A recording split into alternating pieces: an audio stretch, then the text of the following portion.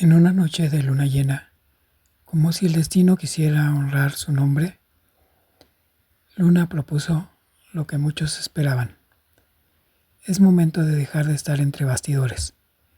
Formaremos un nuevo partido, no uno más, uno que nazca de la verdad, de la calle, del dolor y de la esperanza. Un partido donde los de abajo tengan voz y voto. La propuesta encendió una llama. El grupo se reorganizó, ahora no solo como estrategas dentro del sistema, sino como arquitectos de algo nuevo. El nombre del partido fue sencillo y contundente: Raíz Ciudadana.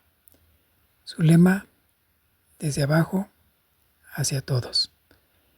La campaña fue planeada con astucia. Sabían que enfrentarían desprestigio, burlas, sabotajes, pero tenían un as bajo la manga.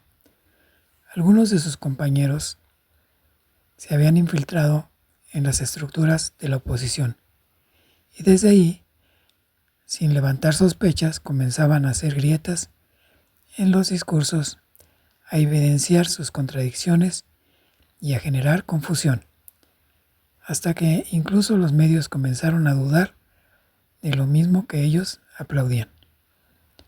Las grietas, aquellas de las que hablaba el maestro, ahora ya no eran una metáfora.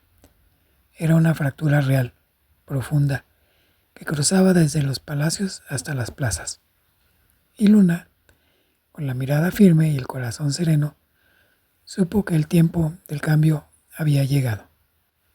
Pero la reacción de la élite fue inmediata. Sabían que no se trataba de un partido más, ni de un simple loco que estaba tratando de hacer una campaña electoral. Raíz Ciudadana era un movimiento que llevaba algo peligroso en su núcleo: credibilidad. Los medios de difusión, fieles a los intereses de siempre, lanzaron su ofensiva feroz. Se desempolvaron archivos, se inventaron escándalos, se manipularon entrevistas, intentaron pintar a Luna como una optimista, a Isaías como un radical encubierto, a Mario como un charlatán, un hombre que no tenía escrúpulos. Las proclamas del nuevo partido fueron calificadas de utopías, populismo e incluso traición. Las mismas mentiras de siempre, el mismo guión, palabra por palabra. Pero esta vez el eco no se hizo. Las grandes voces que antes influían con la autoridad retumbaban en salones vacíos. Los que al principio pensaban que solamente era un murmullo entre jóvenes y barrios olvidados, pronto empezó a extenderse por las redes, por las plazas, en aulas, en mercados. No eran gritos, no eran discursos violentos, era algo mucho más poderoso. Era el reconocimiento silencioso de una verdad largamente escondida. El pueblo ya no creía en quienes decían hablar por ellos. Empezaron a mirarse entre sí, a escucharse con respeto, a discutir sobre política, a recordar que alguna vez, cuando todo parecía perdido, algo les hizo empezar a creer que había otra posibilidad. Las mentes se estaban sacudiendo. Los medios intentaron una segunda ola, más agresiva, con ataques personales, amenazas, incluso censura. Pero ya era tarde. La grieta de la arrogancia se había abierto desde dentro. Muchos periodistas empezaron a renunciar. Otros, desde sus propios micrófonos, comenzaron a dar oportunidad a las nuevas voces. El miedo había cambiado de bando. En las últimas semanas, antes de las elecciones, Luna dio un discurso sin protocolo ni maquillaje, desde una plaza abierta con cientos de personas conectadas y otras miles por red.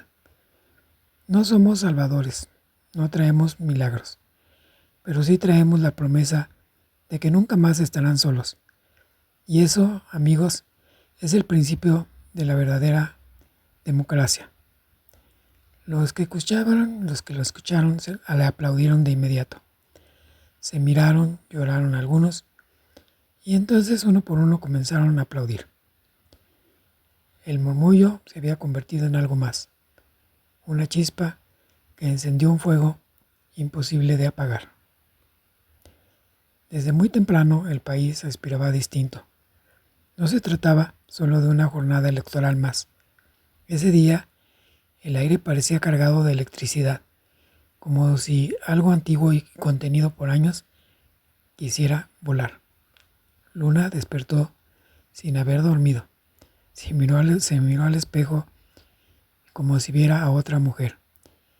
Ya no era aquella joven rebelde que escribía proclamas en algunas notas, en algunos papeles o oculta en el subsuelo.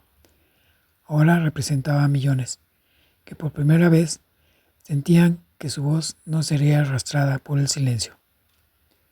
Las filas en las casillas eran largas, demasiado largas para un país acostumbrado al desinterés.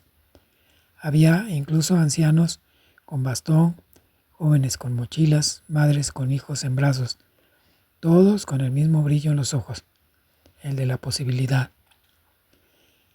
En los centros de poder el ambiente era otro. Se respiraba tensión, pero también incredulidad. Los viejos estrategas aseguraban que era imposible perder. El pueblo olvida, decían. El sistema está blindado, pero en el fondo ya sentían el temblor bajo sus pies. A las 6 de la tarde cerraron las urnas y entonces comenzó la espera. La tensión estaba en el aire. Primero llegaron los rumores, luego empezaron a salir las cifras preliminares. En las primeras horas, la balanza oscilaba peligrosamente. Unas regiones todavía favorecían al régimen. Otras, con fuerza inesperada, empezaron a dar una ventaja aplastante a Raíz Ciudadana. La tensión era insoportable. Los medios hablaban con voz quebrada. Analistas improvisaban excusas. La vieja guardia sudaba detrás de cámaras. A las 10:17, pasado meridiano, la Junta Electoral interrumpió la programación. El rostro del vocero era inexpresivo, pero su voz temblaba. Con el 82% de actas computadas y una tendencia irreversible, la nueva presidenta electa es Luna Serrano, del partido Raíz Ciudadana. Silencio. Un segundo y luego después el país estalló en gritos, en lágrimas, en abrazos. Desde la montaña más alejada hasta los barrios más olvidados, la noticia corrió como fuego. La gente saliendo a las calles, ondeando pañuelos, agitando banderas improvisadas.